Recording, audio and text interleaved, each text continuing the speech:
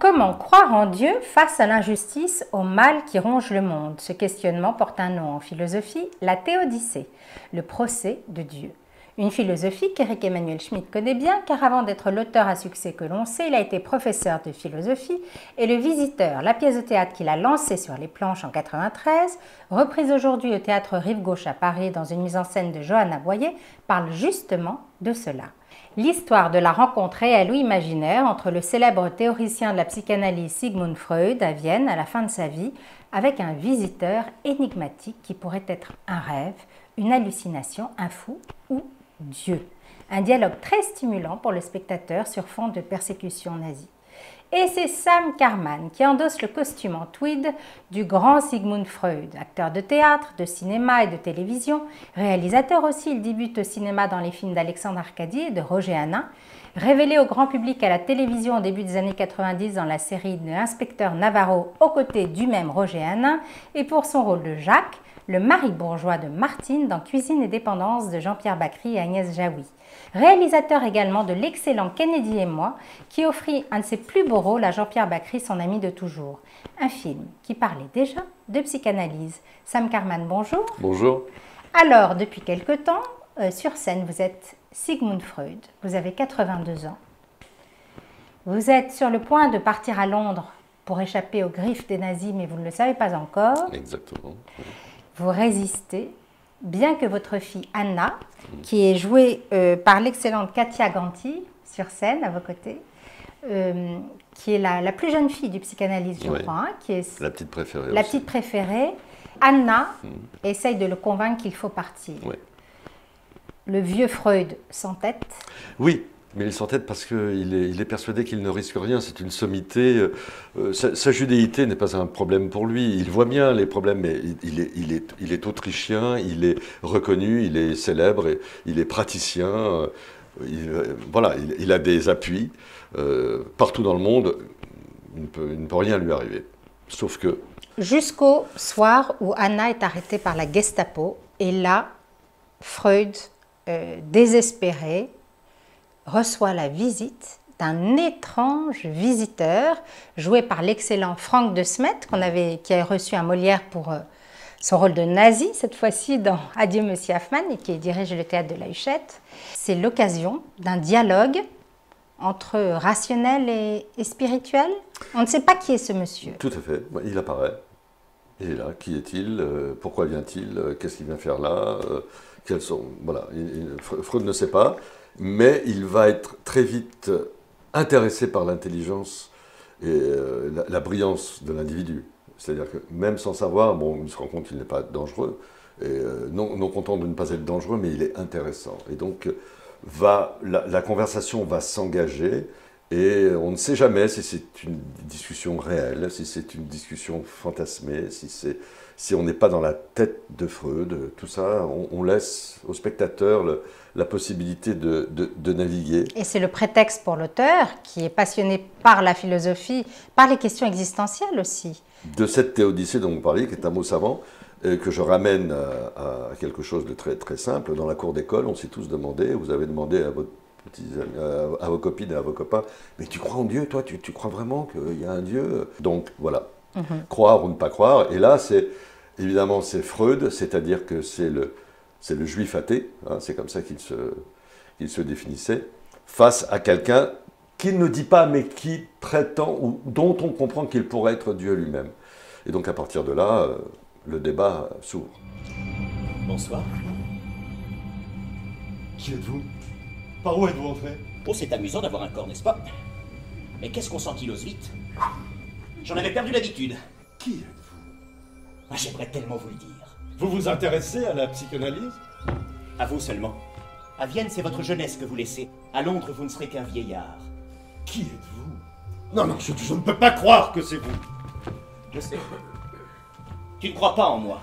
Le monde et moi, nous étions séparés désormais. Alors j'ai pensé... Je suis Sigmund Freud. J'ai 5 ans. J'existe. Il faudra que je me souvienne de ce moment-là. Mais c'est impossible. Qu'est-ce que ça fait de jouer un personnage aussi célèbre que Sigmund Freud? Ce n'est pas écrasant? Vous avez relu ces textes avant ou pas du tout? Un petit peu, et puis je l'avais étudié étant jeune, mais au-delà de ça, il ne s'agit pas de faire un biopic. Hein. On n'est pas dans un biopic, on est dans un prétexte à jeu. Et je vais vous dire très très clairement, ce qui m'a rassuré, c'est que, vous voyez la tête que j'ai, vous avez vu le spectacle, je me mets du blanc. Vous êtes beaucoup plus blanc sur scène. Je suis beaucoup plus blanc, et donc il y a un petit cousinage avec les lunettes, il y a une petite ressemblance. Je l'imaginais moins grand que vous. Il est moins grand. Ne me dites pas ça parce que ça m'a complexé au Pardon. début. Je ne peux pas jouer Freud, je suis trop grand.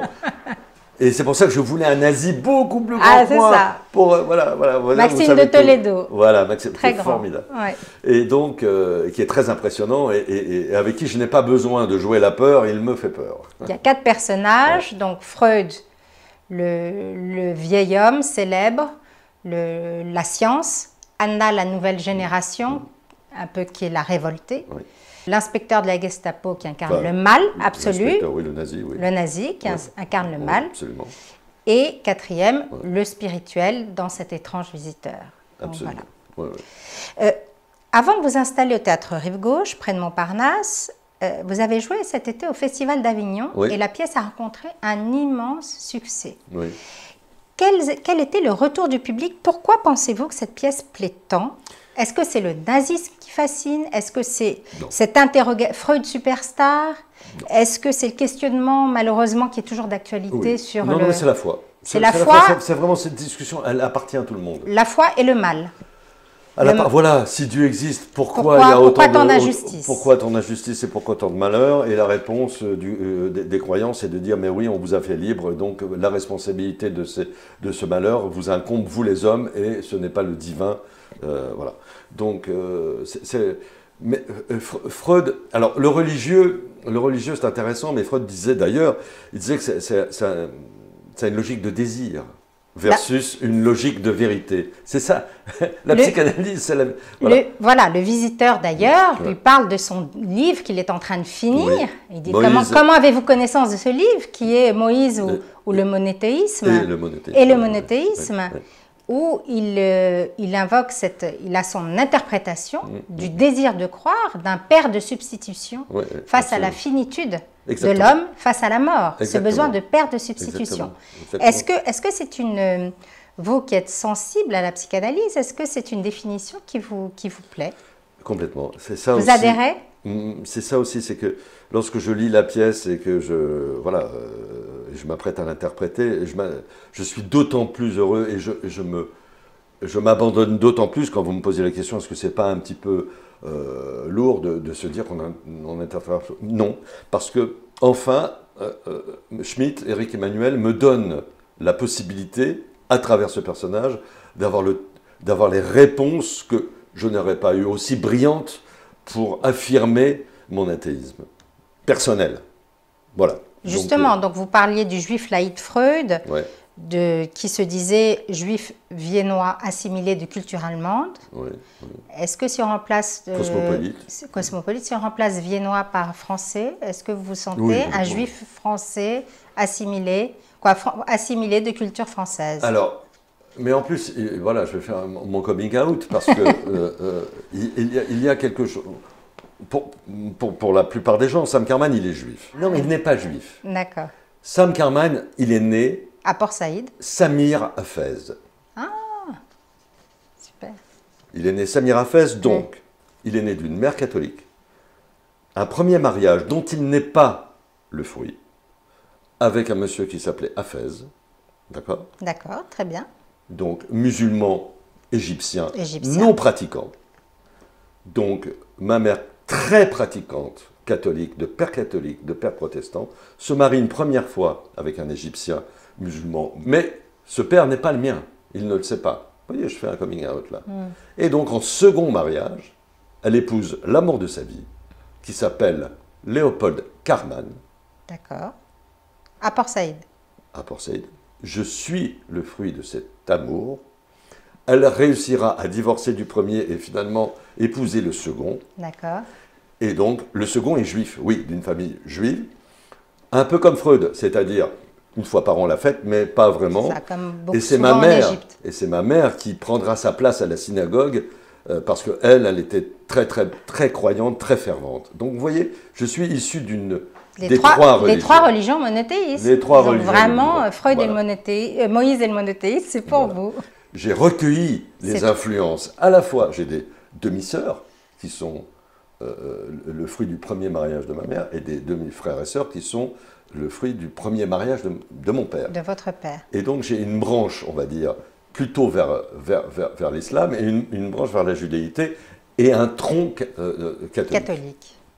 Et donc ce sont des racines très puissantes, c'est un trépied. Alors, tout le monde ne sait pas que vous êtes né en Égypte. Votre famille, donc, qui était installée depuis longtemps, est-ce que vous avez vécu en Égypte? Oui, vous oui, avez moi, des souvenirs en Égypte? Non, aucun. Non, je suis né en 1953, pour être tout à fait précis, et c'est l'indépendance de l'Égypte en 1956. Et donc, j'ai 3 ans. Vous êtes né en plus à l'embouchure du canal de Suez. Exactement. Là, et donc là, tout le monde est viré en 56. Et je fais partie de tous ceux qui sont virés, ma famille. Et donc, mes premiers souvenirs, c'est quand j'arrive en France, précisément. Je n'arrive pas à remonter juste avant. Donc, un peu plus tard, vous suivez des cours au cours Florent et à l'ENSAT. Oui. D'où vous vient cette passion du théâtre? Le hasard.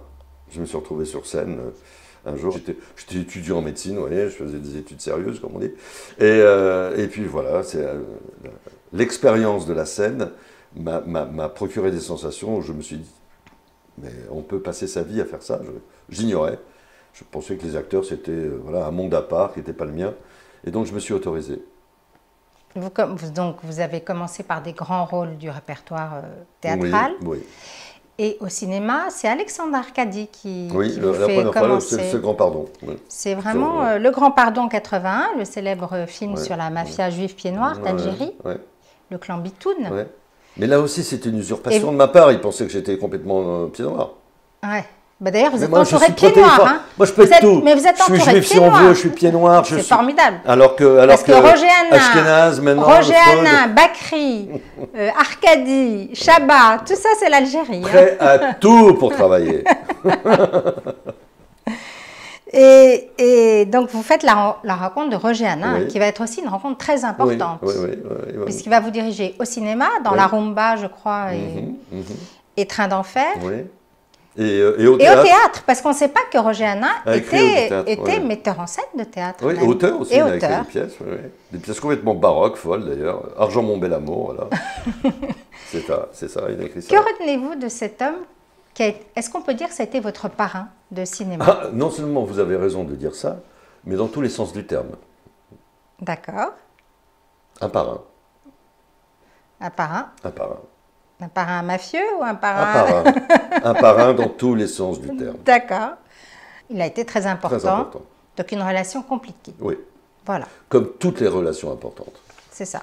Donc très généreux, mais à la fois très, très inégalitaire dans la relation. Elle est verticale. C'est ça.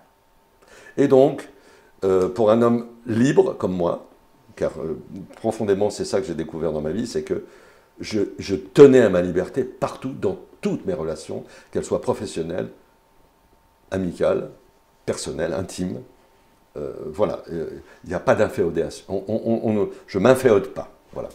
Et donc, c'était ça qui était un petit peu compliqué.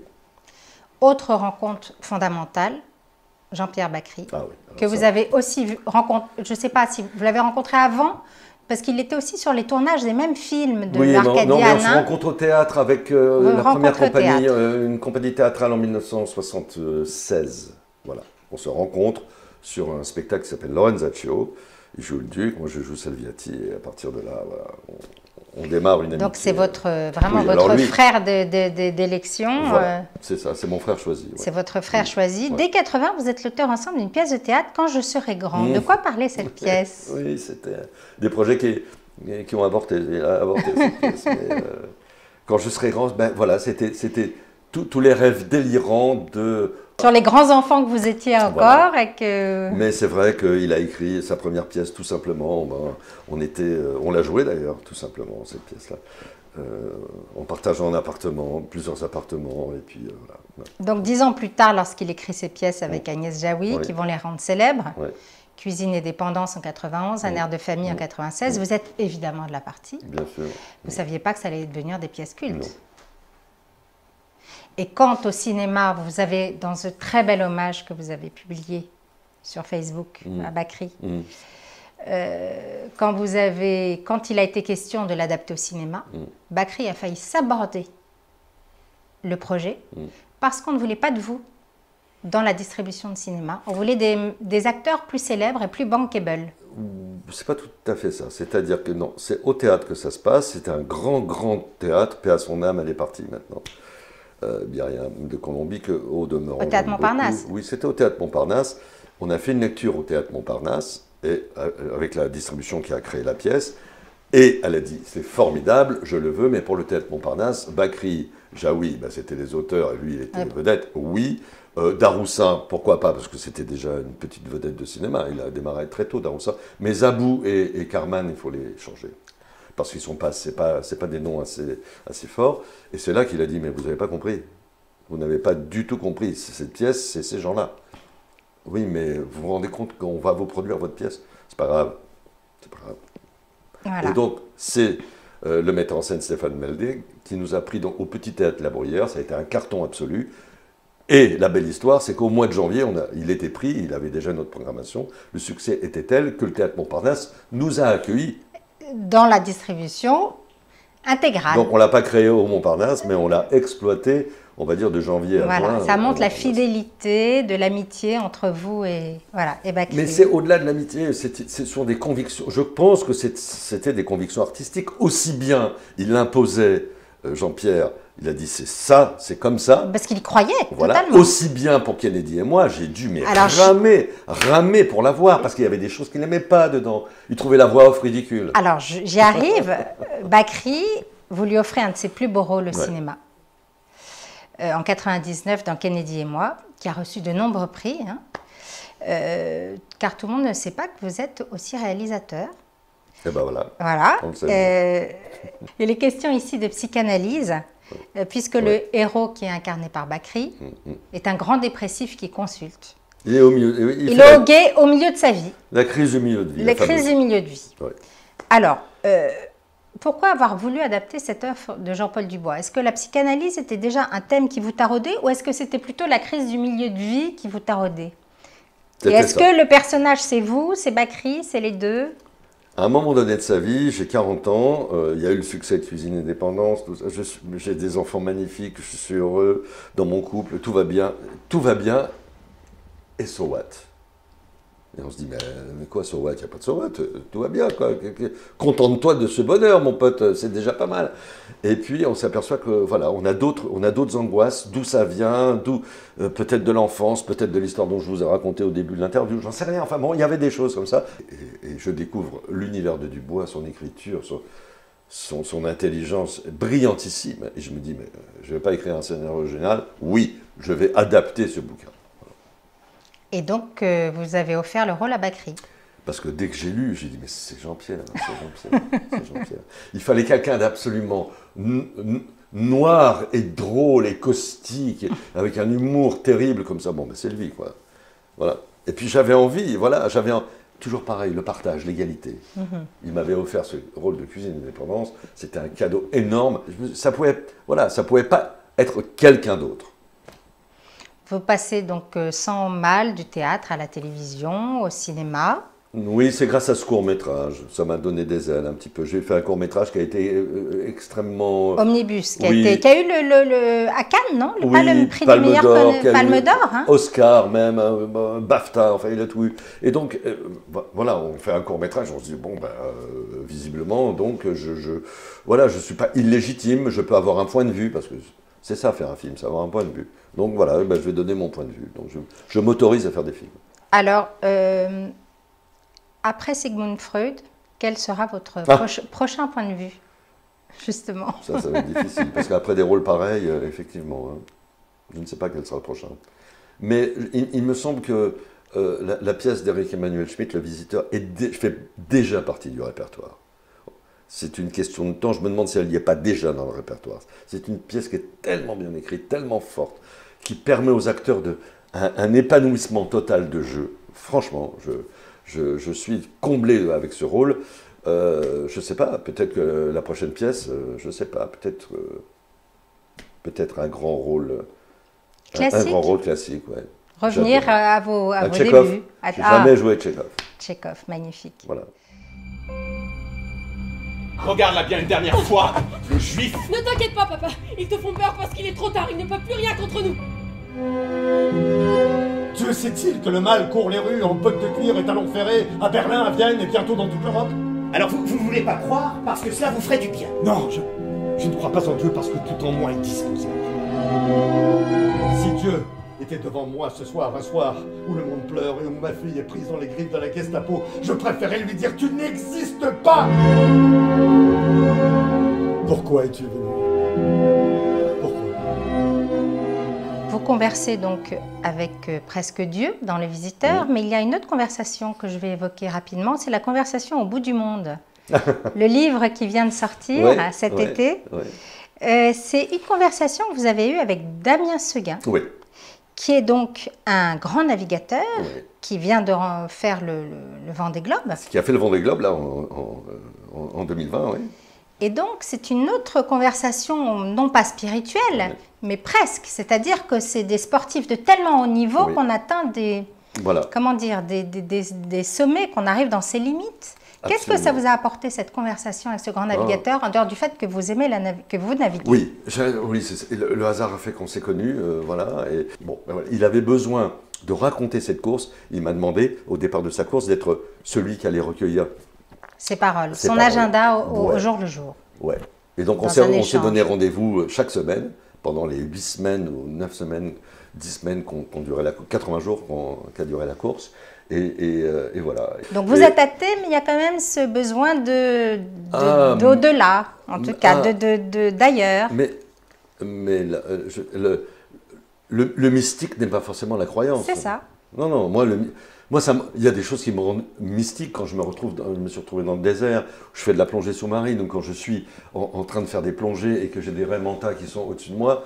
Je vous assure, il y a un instant, il y a vraiment quelque chose. La beauté du monde rend mystique. Je renvoie à Spinoza, enfin, je veux dire, voilà. Moi, c'est la croyance dans des textes écrits par les hommes. Ceux-là, on a besoin de croire, il y en a qui ont besoin de croire, moi j'ai besoin de vérité. Voilà, c'est tout, ça s'arrête là. Donc vous êtes dans la conversation, non pas talmudique, mais la conversation en tout cas. Donc Le Visiteur... Ah, mais dans la culture juive, j'en suis sûr. Ouais. Donc Le Visiteur d'Éric Emmanuel Schmitt, actuellement au théâtre Rive Gauche. Dans une mise en scène de Johanna Boyer avec Franck de Smet, Katia Ganti, Maxime de Toledo, Sam Carman. Merci beaucoup. Merci.